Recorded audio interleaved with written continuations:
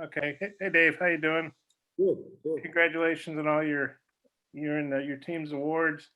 Um, what's the pitching plan for this week, and what's the balance you try to strike between uh, keeping guys sharp but also making them as fresh as possible for the regional?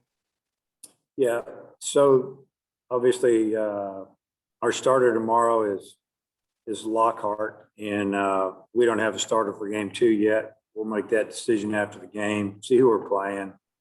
Obviously, like I said the other day, that we would like to get all of our weekend guys, starter type guys on the mound one way or another, whether it's a start or they have to come out of the pen. Just depends on where we're at, wins and losses. And, not overuse anybody, but at the same time, try to win some games. Is Lockhart on a strict pitch count, or is that more by feel or what you see? Or I think he would be more on a normal pitch count. He hasn't pitched in a while, and then he won't pitch for at least, another 10 days. So I think we'll just see how the game's going. If he's still going good after 5 innings and he's under 100 pitches, he might get another inning. But, we haven't thrown him probably over 100 pitches all year.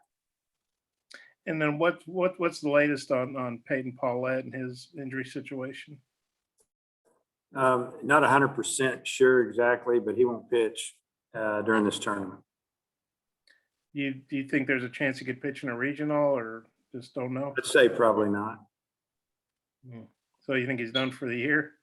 That's probably what that means.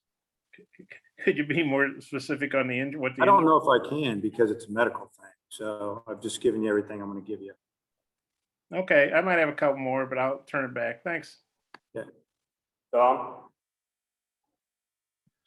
Hey, Dave, what's the feeling of the team? What they look like in practice going into this tournament? Yeah, today was spirited. They seemed to be excited to get out there. We were over at Samford University. We had a little workout yesterday before we got on the plane. It wasn't great. Today was real good. Yesterday looked like a practice we had before we got on a plane. And today was, they're a little more hooked up and ready to roll and excited to be here and play some baseball. So it was good.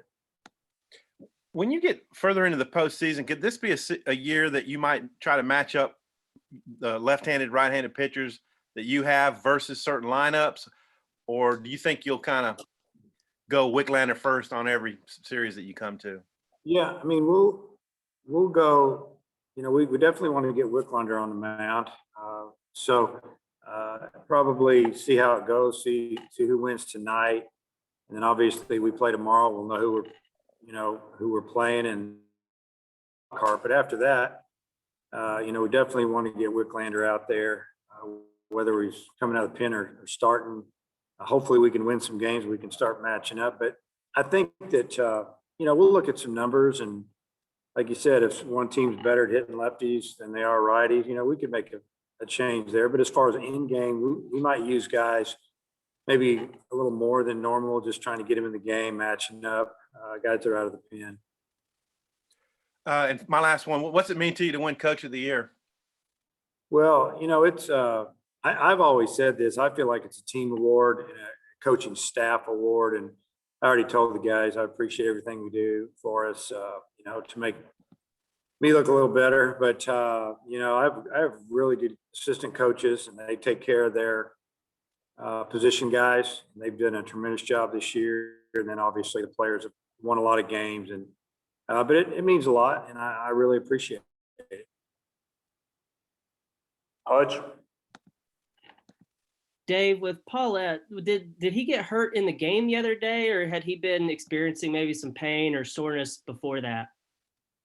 He was perfectly fine, and it was one pitch. And So how that's usually not a good sign. Yeah. And how confident are you that you have enough arms and that somebody will step up and kind of fill his role? Well, we've already had Bolden's already stepped up. He's kind of moved in there, and Lockhart pitched pretty good last time we started him against a midweek team. And then started him against Tennessee. I thought he threw the ball decent. So we've got more over there. It's about matchups a lot of times, and I feel like that we have enough pitching. And then you've kind of talked about this before, but how do you balance the desire to maybe use Cops, in every close situation while also, not overusing him or anything like that? What's that balance like? Well, he'll be ready to go if we need him probably the next day or two. And one time, I don't know if you'd see him throwing back to back. You might see him one game if we need him for 3 innings and he doesn't pitch for a day, or maybe if he does, it's going to be 1 inning, something along that line. I mean, these games are important, but we'll just have to see what the stress load is, how stressful the innings he's pitched, were they easy, what's the temperature. I mean, we're going to take care of him, but he needs to work. He wants to work. Nate? I guess what is Webb's status, and if he's not going, if left field, what do you do out there with Gregory and maybe Bates? Well, his status is he's with us and he's practicing with us, and we've handled it. Obviously, we put out a statement. It's very unfortunate. We're not happy with it. He probably feels as bad as anybody I've ever seen when they've gotten in trouble. And I mean, it was sincere, and I just hope he learns from this. I know he will. I know he has. So I don't see myself starting him tomorrow, and probably originally would have. But he's part of the team, and we're moving forward. And, just glad that nobody got hurt. And too much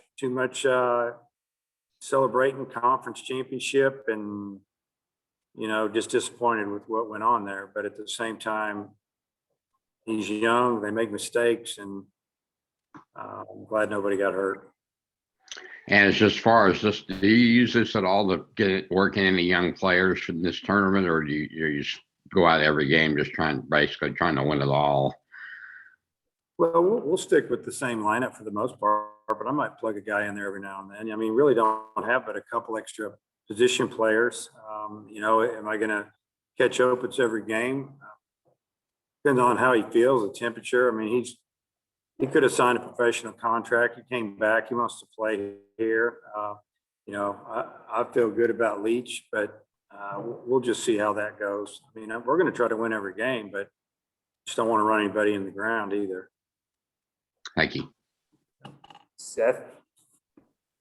Yeah, Dave, you played in the new format, or I guess it's not really new anymore since they added all the teams to the SEC tournament, but what makes it so hard to win? What makes it hard to win? Probably the teams that are here, they're all really good. And some teams, this tournament means more to them as far as just trying to get in the SEC tournament. Sometimes those teams might play a little bit tight. Sometimes they play a little bit harder. It doesn't always mean because you play harder or you got to do something, you're going to win. The key to winning this tournament is to pitch well, driving runs with 2 outs, and getting that winner's bracket would be nice because you get a day off. But it's just a great tournament. Usually in this tournament, there's going to be 12 start out. It goes to 8 pretty quick after one day, and then you're going to have to beat teams that are pretty much ranked in the top 20, some of the best teams in the country. And it's there's no let up, no room for error really. Thanks, Dave. Yep. Andrew Ellis. Hey, Coach, coming into the season, I'm not sure how many people outside of the program really knew what to expect from Brady Slavens, whether he would play every day or stuff like that. At what point did you realize that he was going to be a middle of the order bat and would not lead the lineup? Well, that's what we recruited him to do. I mentioned it early in the season that we needed someone to not fill the shoes, but kind of bring to the same type of hitter to our lineup as Heston Kjerstad. We were looking for a left-handed hitter with some pop, and Brady was the guy we wanted. We got him. We knew he was going to play in the, during fall baseball, that he was going to be fine. And we just didn't know if he was going to play first, third, or outfield, or DH, or whatever. So we moved him around a lot. We finally settled in on first base, and it worked out. And, with the third base position, Cullen Smith is up to 289 for the year and hit almost 300 in SEC play. You've also had Nesbitt come in and make some good defensive plays in tight spots. How much better do you feel about that spot than you did, say, a month ago? Well, if you're just talking about offense, Cullen swung the bat pretty well. And, Nesbitt's the more experienced defender. So it's, we just pick and choose our times to, platoon them a little bit or rest one of them, or just, Cullen offensively has done better, obviously. So, he's won the job, but I feel like Jacob is a great teammate. He's a really good defender, and he's gotten some big hits for us over the last couple of years. And when he's got in, he's played well. Like you said, he's made some really good defensive plays. So Cullen's our third baseman right now. Randy? Dave, you may have already answered this. I apologize. I got in late today. Have you thought about how you want to handle your pitchers? Is there going to be a strict pitch count, innings? Have you kind of thought that through yet? Yeah, we've talked about it a little bit, and we've thought about it a little bit, obviously. Lockhart start tomorrow, and we'll let him go as long as he can until he gets to, when he gets tired or gets to a certain pitch count, which would be up there. He hasn't gone that far this year so far, but he's ready for it if he can do it. And then after that, what we'll do is we'll just, figure out who we're playing before we decide who we're going to start. That's kind of where we're at. And, we're not going to try to over pitch anybody, obviously, or stress anybody out. We need to be healthy next week.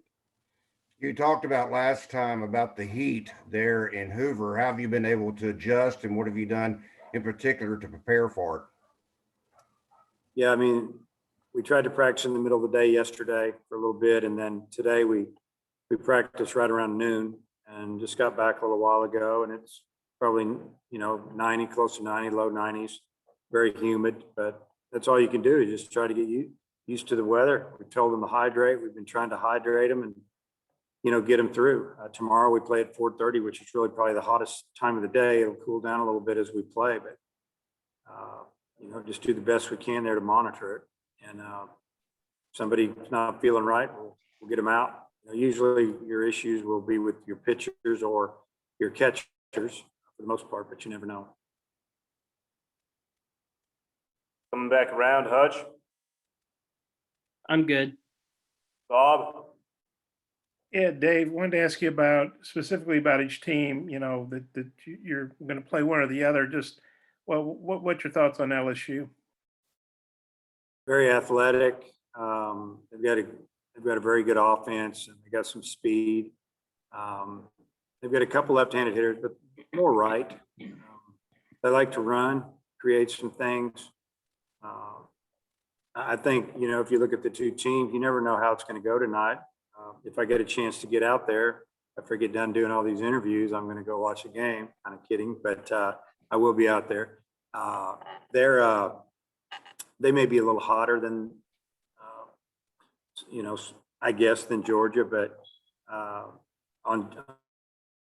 they're throwing their top pitcher tonight. But I'm not 100% sure. I haven't looked at it. I know that we're going to be out there to watch him. Georgia is a big physical team that's got a couple good arms in the bullpen. I'm not sure who they're starting either. We'll be able to figure out who they're pitching the next day by who they're starting, obviously. But I think it's going to be a really good ball game. I just feel like that LSU is probably playing a little bit better right now, and Georgia's going to have to pick it up a little bit if they're going to win. Whichever team you play, I'm guessing the winner of that game is going to be in the NCAA tournament, but I'm sure they don't want to leave it to chance. But the team you're playing is probably going to have more to play for than you guys do. Not that you guys won't play hard and don't play to win and all that. I get that. But playing a team that's maybe desperate to win, what do you think about that? Well, we've talked to our team about that already. It's a situation where there's so many different scenarios here. We have our own scenario and we're in good shape. We've been on the other end when we felt like we got to win a game or two to solidify something. And LSU probably feels that way. I'm sure Georgia feels that way. They don't want to leave it up to the committee. They want to go win some games. So the committee will say, hey, they're playing good. They've got 14, 15 SEC wins now. And, we know we're going to get somebody's best effort. You never know if it's going to be their best game, but they're going to give us great effort. And I just want to make sure that we give a great effort as well, and I think we will. Yes, I had one last one. I know Rob Childress is one of your guys from way back, and he had a great record at A&M, and I didn't even realize he was in the last year of his contract. So I guess there was a lot of pressure there. But he goes to 2 World Series and wins several regionals, and what do you think about what happened to him there? I guess what does that speak to about the pressure you guys are under in this conference, and just talk to him, and Talk to him every day. So, the first year he was there, he didn't go to a regional, weren't his players. Then he went 13 years in a row. And last year was COVID. He lost a first rounder, like second or third, fourth pick. The Royals got him. And he lost another pitcher high in the draft that would have been great last year for their team. And they wouldn't renew his contract. He wouldn't ask him to renew his contract or give him another year. So he'd help him in recruiting, and they wouldn't do it. Pretty much telling you what happened there. It's just it's a sad deal because he's a winner, and been to 6 super regionals, been to College World Series twice, and players love him. So what's that tell you about what we deal with sometimes? I don't feel like we deal with it all the time, not at every university, but at that particular one, and you know which one I'm talking about. I really don't want to mention their name. Really disappointing. Rob is probably one of the best human beings walking the earth. He's probably one of my best friends. I hate it for him and his family. I don't like people to be treated like that. And he'll land on his feet. He's strong, and he's gonna be fine. But it's very disappointing for me being in this business, seeing that happen to such a good coach and such a good person. I get it when things aren't going right, and you have a few bad years in a row, but that's not the case there. Yeah, thanks, Dave. Yep. Nate, do you have anything else? No, I'm fine. Thanks. Randy, you finish this off? I'm good. Thank you, Coach. All right. Thanks, Coach. Thank you.